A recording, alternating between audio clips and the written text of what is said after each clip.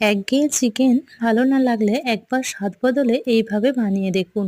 সকলেই কিন্তু আপনার এই খাবারের প্রশংসা করবে। প্রথমে এখানে আমি 500 গ্রাম চিকেন নিয়ে নিয়েছি, তার মধ্যে দিয়ে দিয়েছি লবণ, হলুদ গুঁড়ো, লঙ্কার গুঁড়ো আর দিয়ে দিয়েছি আদা বাটা, রসুন বাটা। ম্যারিনেশন করে 2 ঘন্টা রেখে দেবো। এরপর কড়াইতে সরিষার তেল গরম করে পেঁয়াজ বেরেস্তা বানিয়ে তুলে নিয়েছি। এরপর আবারও বেশ কিছুটা পেঁয়াজ দিয়ে দিয়েছি লবণ আর আদা বাটা, অল্প একটু রসুন বাটা, যেহেতু আগে ম্যারিনেশনের সময় দিয়ে দিয়েছি। তারপরে দিয়ে দেব ম্যারিনেশন করা চিকেনটি ভালো করে কষিয়ে নিয়ে এরপর এর মধ্যে দিয়ে দিয়েছি কাশ্মীরি লঙ্কার গুঁড়ো আর চিকেন মশলা দিয়ে ভালোভাবে কষিয়ে নেব। জল ছেড়ে শুকনো হয়ে আসলে এরপর দিয়ে দেব পরিমাণ মতো জল। জল দেওয়ার আগে অবশ্যই পেঁয়াজ বেরেস্তার অর্ধেকটা দিয়ে দেব।